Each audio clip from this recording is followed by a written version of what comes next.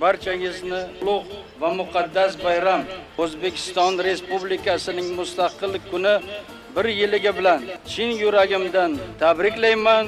Islom Abdug'aniyevich Karimov, O'zbekiston SSR Moliya vaziri, O'zbekiston SSR Davlat rejalashtirish qo'mitasi raisi, O'zbekiston KP Markaziy komitetining birinchi kotibi, O'zbekiston Oliy kengashi raisi, O'zbekiston SSR O'zbekiston Respublikasi prezidenti. Islom Karimov 1938-yili Samarqandda tug'ilgan. Yoshligidanoq ilmga qiziqqan. Politexnika instituti va Toshkent xalq xo'jaligi institutida ta'lim olgan va butun hayotini mamlakat rahbariyatiga bag'ishlagan. Siyosiy faoliyati 1983-yili O'zbekiston SSR Moliya vaziri lavozimida boshlangan. Keyin esa Gosplan raisi va 1989-yili O'zbekiston KP Markaziy komitetining birinchi kotibi bo'ldi. 1990-yili O'zbekiston Oliy kengashi raisi etib saylandi va o'sha yili mamlakat prezidenti bo'ldi. 1991-yili esa O'zbekiston mustaqilligini e'lon qildi. Prezident sifatida Karimov mustaqil davlatchilik asoslarini yaratdi. Karimov iqtisodiy islohotlar o'tkazdi, davlat suverenitetini mustahkamladi, milliy valyutani joriy etish va o'z armiyasini shakllantirishga